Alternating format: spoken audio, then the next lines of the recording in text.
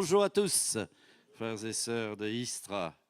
Voilà, merci à Joël pour ses paroles d'accueil.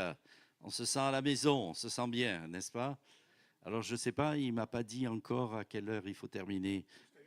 Une heure. Non, l'Assemblée générale, c'est 11h30. Bon, allez, 30 minutes. Allez, c'est ça.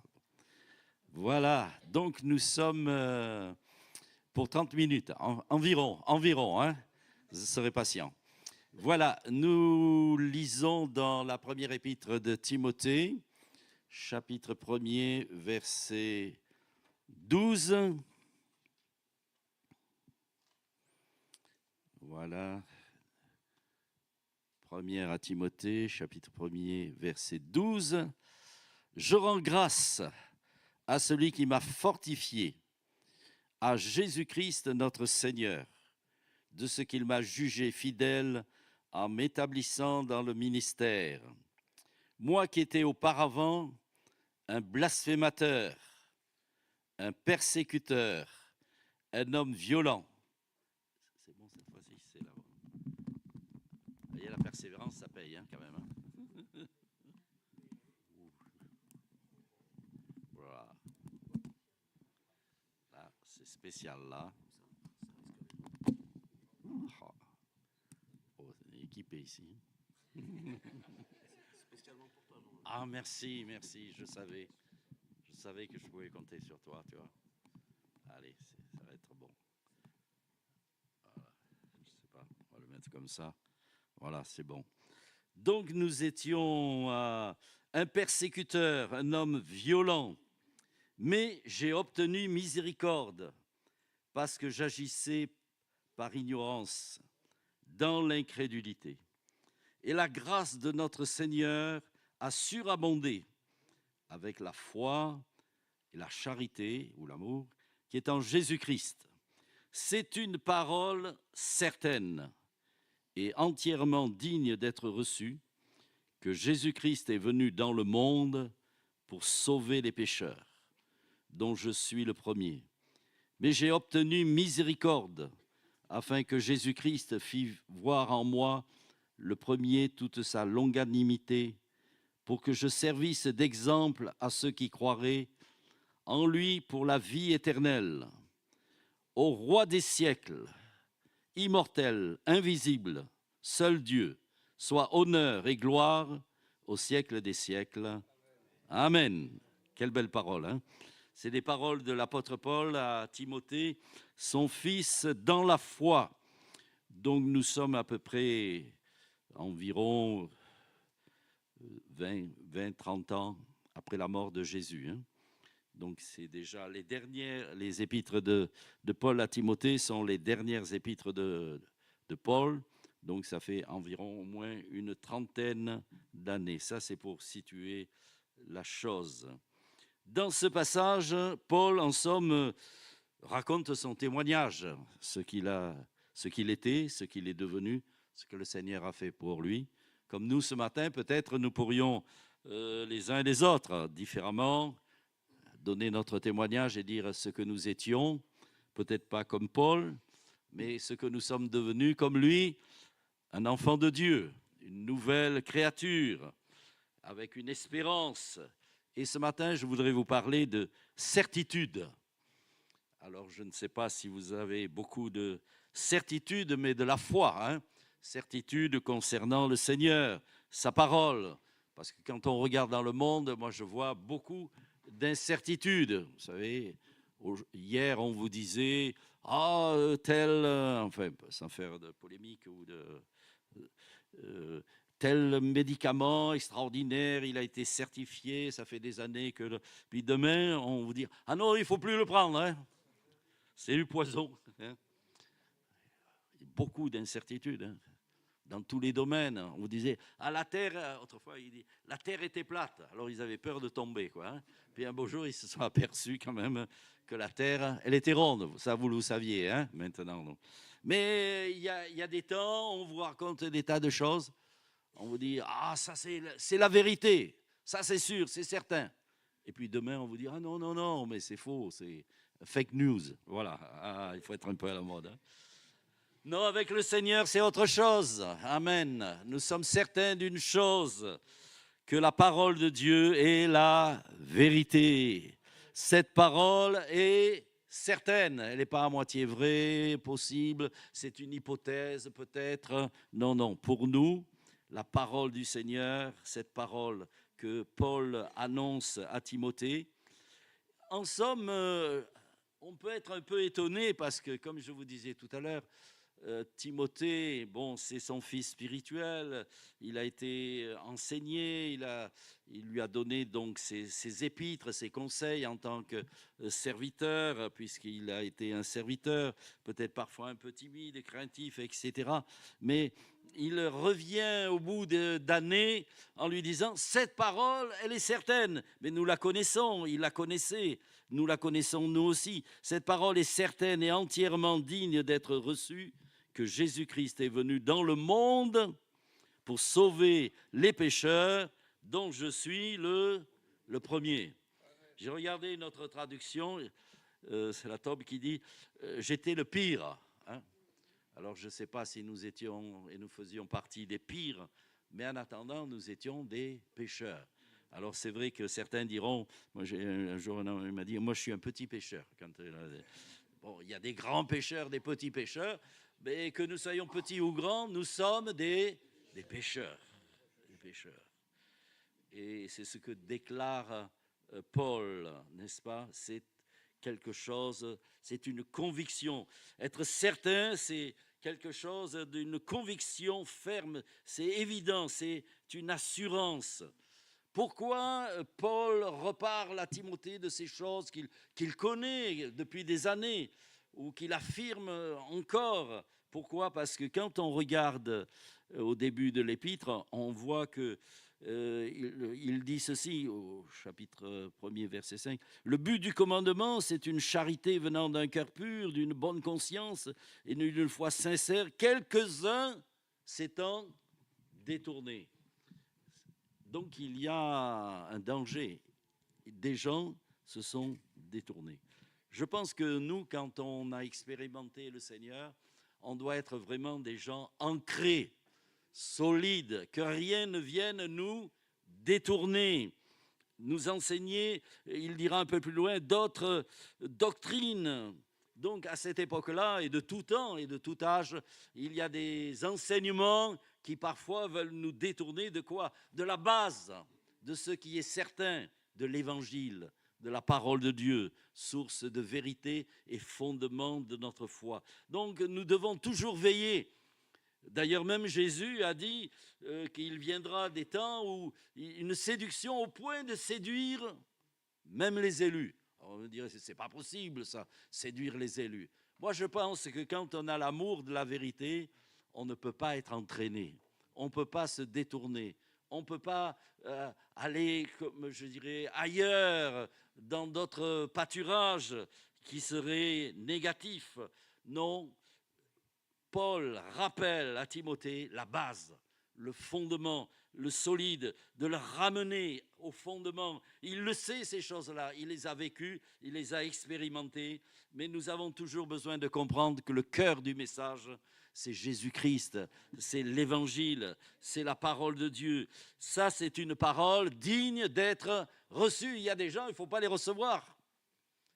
D'ailleurs, l'Écriture nous le montre, ne recevez pas ceux qui apportent d'autres. Comme s'il y avait un autre évangile. Vous le savez aussi, dans les Galates, on peut être étonné, même des Galates, ces gens qui aimaient la loi, qui étaient très stricts. Et puis à un moment donné, on s'aperçoit que les Galates, Paul leur dit, mais vous vous détournez si promptement de la vérité, de l'évangile, pour aller à d'autres autres évangiles, bien qu'il n'y a pas d'autres évangiles, mais un autre Seigneur, un autre évangile, une autre vérité. Il dit, mais même si un ange du ciel m'apparaissait, alors comment un ange du ciel, et me parle et me donne un autre évangile qui soit anathème. Seigneur, garde-nous dans la vérité, dans le fondement de ta parole, qui est une parole éternelle et immuable. Nous avons pris racine dans cet évangile. Cette parole, elle est certaine. elle est entièrement digne d'être reçue. Nous l'avons reçue, nous l'avons accueillie, mais nous devons la garder aujourd'hui. La garder dans toute sa puissance, sa vérité, son enseignement. Nous ne devons pas nous détourner ou nous égarer dans de vains, il dira, dans des vains discours. Vous savez, aujourd'hui, on aime bien les discours. Hein. Il y a des gens, ils vous disent, venez, on va parler, on va discours. Mais trop de discours, des fois, c'est nuisible. Nous, on a une vérité. Hein. On ne remet pas en question. Nous savons une chose, c'est que Dieu nous aime. Est-ce qu'on va le remettre en question? Est-ce que vous avez la certitude que le Seigneur, Dieu, vous aime? Oui, parce qu'il l'a prouvé. Son amour, on ne peut pas redire « Est-ce que tu m'aimes ?» Tous les jours, on dira « Seigneur, est-ce que tu m'aimes ?» Non, la Bible dit, et c'est la vérité, nous l'avons expérimenté, que le Seigneur a prouvé son amour à notre égard. Il l'a prouvé en donnant Jésus pour nous à la croix du Calvaire. Je me rappelle d'une petite fille, je ne sais pas si je vous l'avais dit, mais quand je suis allé à l'île de la Réunion, des amis, que ça fait plusieurs fois, et ils ont adopté un enfant. Et quand on était dans la voiture, ensemble avec les parents, mon épouse, etc., et elle disait tout le temps, « Maman, est-ce que tu m'aimes ?» Alors la maman, elle disait, « Mais oui, tu es mon enfant, t'as adopté, enfin, etc. » Elle disait les choses. Bon, c'est bien. Hein. 2 minutes après, elle disait, « Maman, est-ce que tu m'aimes ?» Mais oui, mon enfant, tu sais que je t'aime. 5 minutes après encore, est-ce que tu m'aimes? À un moment donné, j'avais un peu la moutarde qui commençait à me monter au nez. J'ai dit, mais ta maman, elle t'a dit qu'elle t'aimait. Elle n'a pas changé d'avis, hein, la preuve. Hein. Ah, d'accord. Alors, tu ne vas pas lui poser la question toutes les 5 minutes, est-ce que tu m'aimes? Des fois, nous, on est en train de dire, Seigneur, est-ce que tu m'aimes? Le lendemain, tu m'aimes vraiment, Seigneur? Tu m'aimes? On veut toujours comme des preuves d'amour. Mais le Seigneur nous aime, il l'a prouvé, nous ne devons pas douter de sa parole. Sa parole, elle est certaine, elle est véritable. L'évangile est clair. Il a donné sa vie, cette parole est digne d'être reçue, qu'il est venu dans le monde, il y a eu l'incarnation, il y a eu, n'est-ce pas, Bethléem, le Fils de Dieu s'est fait homme. Bon, il y a eu cette incarnation, et puis il est venu dans le monde pour sauver, sa mission elle est là, sauver les pécheurs, dont Paul dit, je suis un grand pécheur, il l'a confessé, il est venu pour moi. Et ce matin, nous pouvons dire cette parole, elle est certaine, le Seigneur est venu dans ce monde, il a donné sa vie pour moi à la croix, et il m'a sauvé, parce qu'il est venu sauver les pécheurs, il est venu pardonner les pécheurs, il est venu nous faire grâce à nous tous. Bon, c'est pas grave. J'aurais pas dû toucher. Ah, purée. Je suis pas doué là. Ça y est. Non. C'est le Sauveur qui arrive. J'étais sûr que tu viendrais à mon sens. La prochaine fois, on le fera à l'avance parce que c'est pas. Mais à culpa, c'est bien ça, c'est une bonne. Mais à culpa. Non, c'est pas grave. Allez. L'essentiel, c'est certain. C'est certain, c'est une parole certaine. Voilà, donc nous continuons dans la certitude, n'est-ce pas? Donc l'incarnation, la mission, il nous a sauvés. Vous savez que Paul, c'était un homme très religieux, n'est-ce pas, avec le judaïsme, etc. Quand il dit dans ce témoignage, j'étais quoi auparavant? Un blasphémateur. Comment un blasphémateur? Un persécuteur de la vérité, hein? Un homme violent. Mais j'ai obtenu miséricorde. Il raconte son témoignage. Donc, ce n'était pas un enfant de cœur, c'était un homme terrible. On peut être religieux et être rempli de haine, de colère, d'erreur, de mensonge. Mais la différence, c'est que dans le cœur de Saul de Tarse, il y avait un désir de vérité, un désir de connaître, un désir de lumière. Et vous savez, on peut être la personne la plus terrible, hein.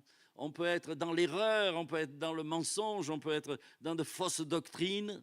Mais quand on a l'amour de la vérité, on viendra à la vérité, on viendra à la lumière. Et le Seigneur s'est révélé à Paul. C'est pas grave, hein, mais j'ai voulu le... Ça, allez, ne vous inquiétez pas. Vous entendez, c'est certain? Ah, vous entendez des deux? Bon, c'est bien, alors je peux continuer, hein, n'est-ce pas?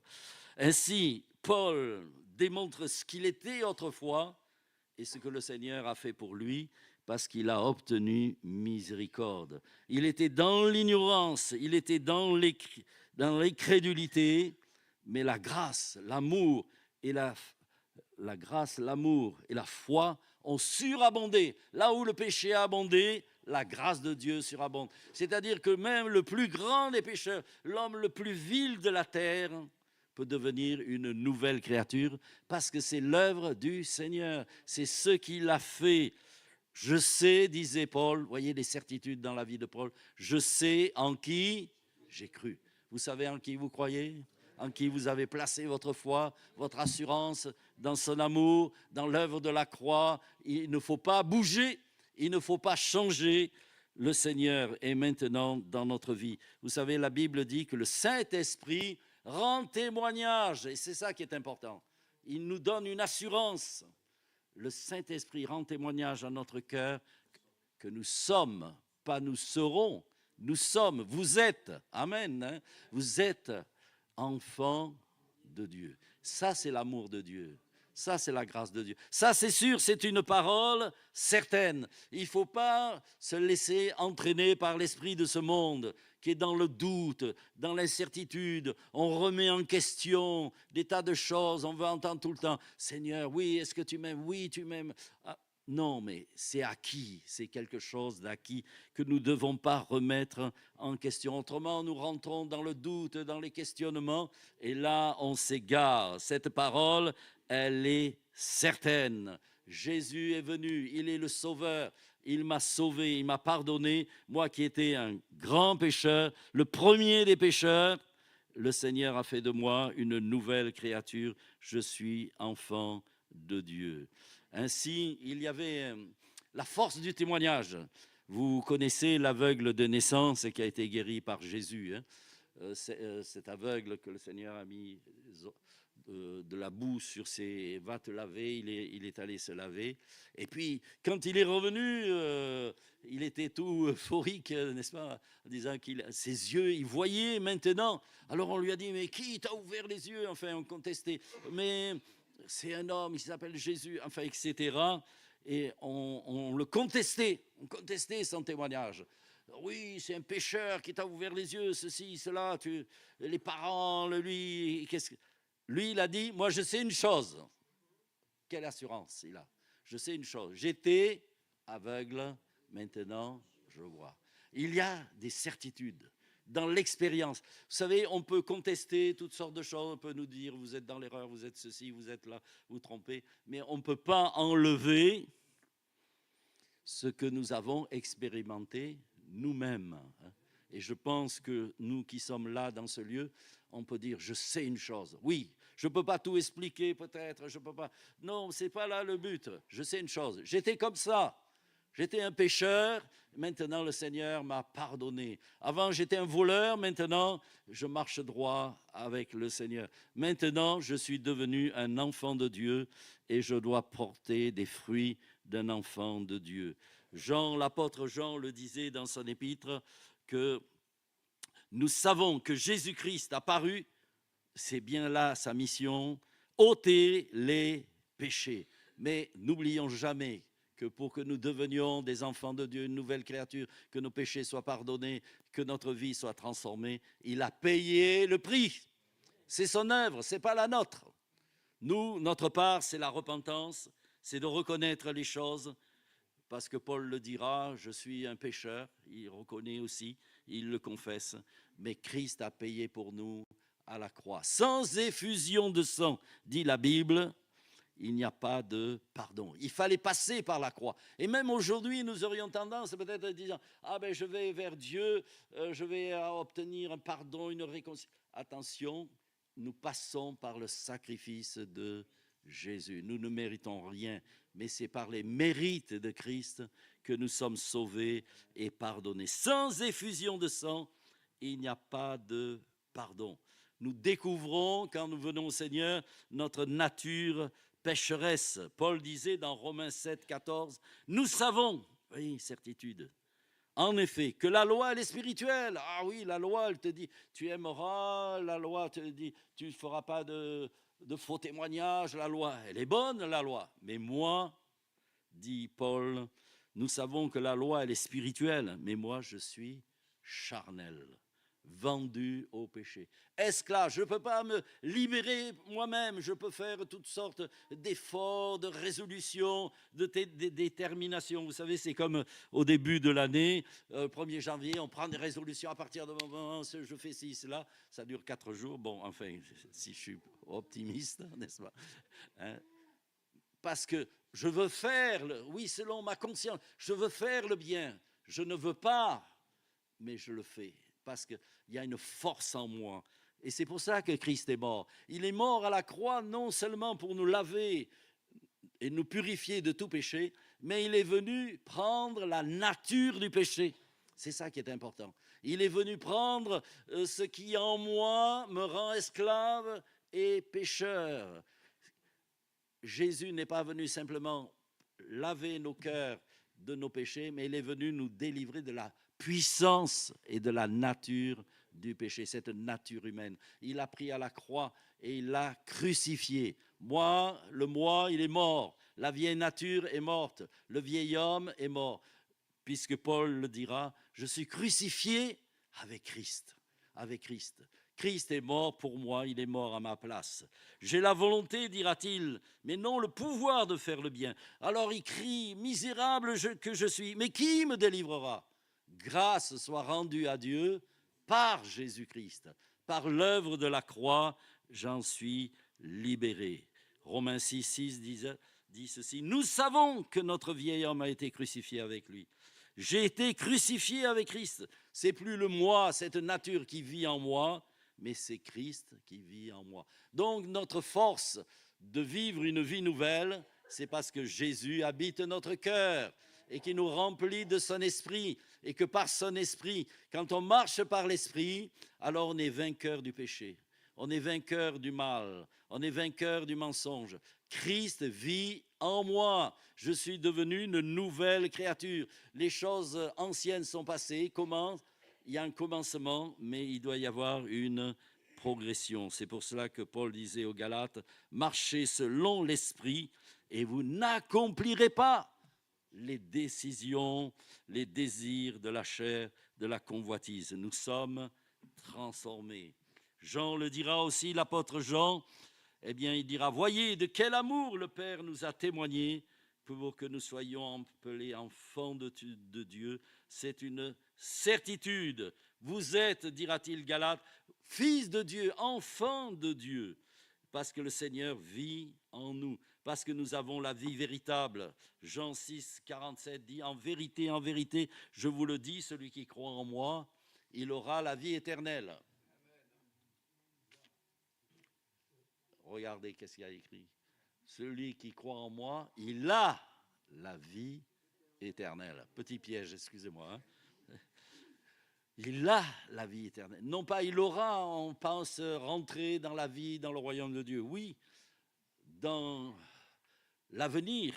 Mais aujourd'hui déjà, nous avons en nous cette vie de Dieu parce que nous avons Jésus. Celui qui a le Fils, il a la vie. Celui qui n'a pas le Fils n'a pas la vie. Je crois en moi parce que c'est par le moyen de la foi. Même Jean témoigne et dit, je vous écris ces choses afin que vous sachiez que vous avez la vie éternelle, vous qui croyez au nom du Fils de Dieu.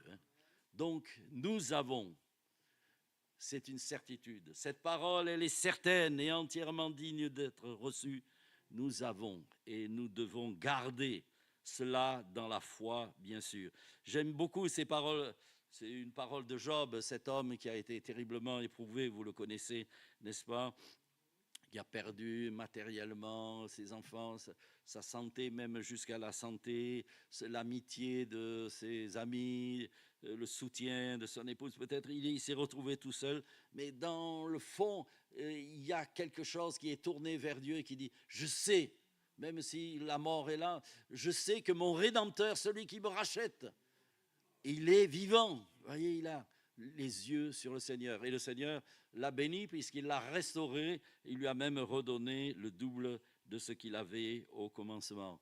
Nous le savons, nous savons que toute chose concourt au bien de ceux qui aiment Dieu. Ceux qui aiment le Seigneur, eh bien, ils ont ce secours, cette présence. Et Paul a cette assurance aussi. Il dit, mais qui pourra me séparer de l'amour de Christ? La mort, les tribulations, les épreuves? Non, j'ai l'assurance. Si Dieu est pour nous, qui sera contre nous? Il intercède auprès du Père en notre faveur. Donc si dans ce monde, la vie est pleine d'incertitudes, Jacques le dit, demain vous dites, vous allez faire ça, demain vous irez là-bas, demain vous... Votre vie n'est qu'une vapeur. Hein. Vous devriez dire, si Dieu le veut, nous vivrons. C'est vrai que la vie est pleine d'incertitudes. Mais notre certitude face à l'avenir, c'est que notre vie, elle appartient au Seigneur, que le Seigneur vit en nous, que nous vivons par son esprit et que nous avons une certitude glorieuse face à l'avenir. J'aime les paroles de David qui dit dans son psaume, « Mais en toi, Seigneur, je me confie au Éternel. Je dis, tu es mon Dieu, mes destinées sont dans ta main. » Ce matin, notre destinée, notre futur, notre lendemain, nos épreuves sont où? Entre les mains du Seigneur. Les mains de Jésus pour nous, hein? Les mains percées du Seigneur. Et il dira, je n'ai rien à craindre. Parce que si, comme on l'a dit, si le Seigneur est avec nous, s'il est pour nous, il vit en nous, de qui nous aurions peur dans la crainte? Non, je ne crains rien. Il est notre sécurité, il est notre gardien, il est notre protection. Je dirais encore ce matin, cette parole, elle est certaine, elle est véritable. Vous voyez, il faut le répéter ça, il faut que ça rentre ça. Cette parole est certaine. Demain, si vous avez un petit doute qui vient frapper à votre porte, vous direz, non, attends, la parole, elle est certaine, elle est vraie, on ne peut pas la mettre en doute, on ne peut pas contester. Non, c'est la parole. C'est le Seigneur qui a raison, c'est sa parole, ses promesses. La Bible dit bien qu'à la fin des temps, dans le livre de Timothée, nous avons vu qu'il est parlé de paroles certaines, 5 fois, avec Tite, et 2 fois dans l'Apocalypse. Et dans l'Apocalypse, il est dit, celui qui est assis sur le trône dit, je fais toutes choses nouvelles. Parce qu'un jour, le Seigneur fera toutes choses nouvelles. Hein. Les choses anciennes seront passées. Cette parole, elle est certaine et véritable. Je fais toutes choses nouvelles. Et c'est là où il n'y aura plus ni larmes, ni douleur, ni rhumatisme, ni arthrose. Pardon, qu'est-ce que je dis? C'est fini tout ça, hein. Mais nous serons faits semblables à lui. Cette parole est certaine. Il est venu, il a accompli le salut, il va revenir pour nous prendre avec lui afin que nous ayons part à son royaume. La parole de Dieu dit bien, notre cité à nous, elle est où? À Istres. Hein? On a construit un château à Istres. Non, pas moi. Mais on peut tout avoir. Non, on a une cité dans le ciel, où la justice habitera. Hein. On dit dans ce monde, oh, ce monde, il y a l'injustice, il y a le mal, il y a ceci, plein de violence. Mais nous avons une espérance de la gloire du Seigneur. Et pour terminer, vraiment, Jean dit dans son épître, chapitre 3, verset 2, nous savons, vous voyez, nous sommes dans des certitudes, que lorsque cela sera manifesté, nous serons semblables à lui, parce que nous le verrons tel qu'il est. Nous le verrons face à face. Merci Seigneur pour cette espérance. Hein. Merci parce qu'il y a des certitudes. Gardez dans votre cœur ces paroles, qu'elles soient le fondement de notre foi, qu'elles nous donnent d'être sûrs face, comme un bouclier de la foi face à tout ce qui peut arriver, n'est-ce pas, toutes les tempêtes, les difficultés, les ouragans, les cyclones, et nous gardons cela dans notre cœur. Je serre ta parole dans mon cœur. Elle est le fondement de ma foi, de mon espérance. Le monde nous apportera aucune certitude que des misères, mais la foi dans le Seigneur, dans sa parole, dans ses promesses, dans son avenir, ça nous tient debout. Que le nom du Seigneur soit béni. Mes destinées sont entre ses mains. Elles sont entre de bonnes mains. Elles ne sont pas entre les mains des hommes, des docteurs. Bien sûr, on a recours au monde, mais nos destinées, elles sont avant tout dans la main du Seigneur. Qui nous arrachera de la main du Seigneur? Personne ne peut nous arracher de sa main. Ayons foi et confiance et persévérons dans le Seigneur, que son nom soit béni. Amen. Merci Seigneur pour la joie que nous avons de recevoir ta parole. Cette parole, elle est digne, elle est véritable, elle est certaine, elle est sûre. Dans le monde, tout s'écroule, chancelle, mais ta parole, elle demeure, Seigneur. Ta parole s'accomplit. Ta parole, elle est le fondement de notre foi, de notre espérance. Et tu nous dis qu'un jour, nos yeux te verront et nous serons transformés à ton image et nous serons semblables à toi. Merci Seigneur pour ce que tu mets dans notre cœur, jour après jour, que notre flamme ne s'éteigne point, mais que notre flamme brûle pour toi, d'amour, et que nous puissions surmonter tous les obstacles et être debout quand tu vas revenir, que ton nom soit glorifié et béni au nom de Jésus. Amen. Dieu vous bénisse.